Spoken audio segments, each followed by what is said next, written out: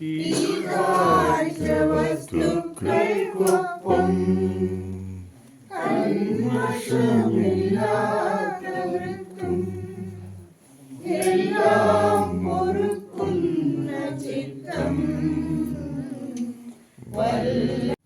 സ്നേഹമുള്ളവരെ, നല്ലതും പുത്രന്റെയും പരിശുദ്ധാത്മാവിന്റെയും നാമത്തിൽ പെസഹ തിരുനാളിൽ കർത്താവരുളിയ കൽപ്പന. നാശത്തിലൂടെ ചരിക്കുന്നവർക്ക് കുരിശിന്റെ വചനം ഭോഷത്വമാണ്. രക്ഷയിലൂടെ ചരിക്കുന്ന നമുക്കോ ദൈവത്തിന്റെ ശക്തി അത്രേ. വിജ്ഞാനികളുടെ വിജ്ഞാനം ഞാൻ നശിപ്പിക്കും, വിവേകികളുടെ വിവേകം ഞാൻ നിഷ്ഫലമാക്കും എന്ന് എഴുതപ്പെട്ടിരിക്കുന്നുവല്ലോ. വിജ്ഞാനി എവിടെ? നിയമജ്ഞൻ എവിടെ? ഈ യുഗത്തിന്റെ താർക്കികൻ എവിടെ? ലൗകിക വിജ്ഞാനത്തെ ദൈവം ഭോഷത്വമാക്കിയില്ല. ദൈവത്തിന്റെ ജ്ഞാനത്തിൽ ലോകം ലൗകിക വിജ്ഞാനത്താൽ അവിടുത്തെ അറിഞ്ഞില്ല.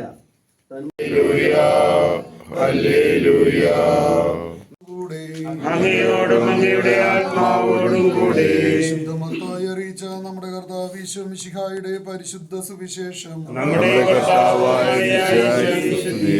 24-ാം അധ്യായം 29 മുതലുള്ള വാക്യങ്ങൾ. അക്കാലത്തെ പീഡനങ്ങൾക്ക് ശേഷം പൊടുന്നനെ സൂര്യൻ ഇരുണ്ടുപോകും, ചന്ദ്രൻ പ്രകാശം തരികയില്ല. സഹായിക്കണമേ കർത്താവേ, ഞങ്ങളുടെ മേൽ കരുണയുണ്ടാകണമേ. തീഷ്ണതയോടും മൂശയുടെ ധൈര്യത്തോടും കൂടെ ജീവിതകാലം മുഴുവൻ നിനക്ക് ശുശ്രൂഷ ചെയ്യാൻ സഭാതനരെ ശക്തനാക്കണമെന്ന് ഞങ്ങൾ പ്രാർത്ഥിക്കുന്നു. കർത്താവേ, ഞങ്ങളുടെ മേൽ കരുണയുണ്ടാകണമേ. മലയിൽ വെച്ച് രൂപാന്തരപ്പെടുകയും നിന്റെ മഹത്വം കണ്ട് ഭീതി പൂണ്ട വത്സം ശരണപ്പെട്ടു.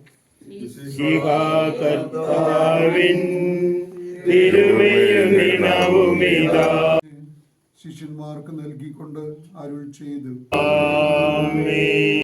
ചെയ്തു ഇത് പാപമോചനത്തിനായി അനേകർക്ക് വേണ്ടി ചിന്തപ്പെടുന്ന പുതിയ ഉടമ്പടിയുടെ എൻ്റെ രക്തമാകുന്നു. നിങ്ങളെല്ലാവരും ഇതിൽ നിന്ന് വാങ്ങി പാനം ചെയ്യുവിൻ.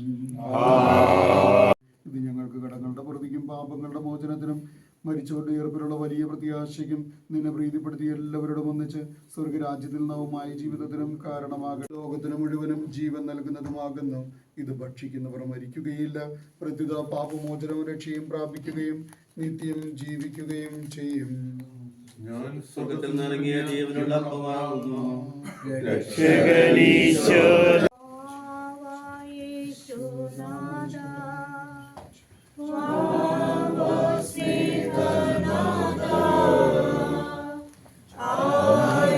ഹൃദയം തേടിടും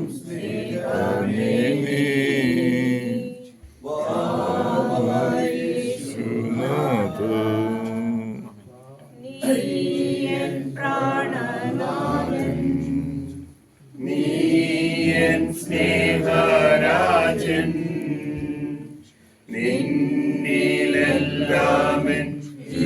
കുരിശടയാളം വഴിയായി നാം സംരക്ഷിതരായി തീരട്ടെ, മുദ്രിതരായി ഭവിക്കട്ടെ, ഇപ്പോഴും എപ്പോഴും എന്നേക്കും.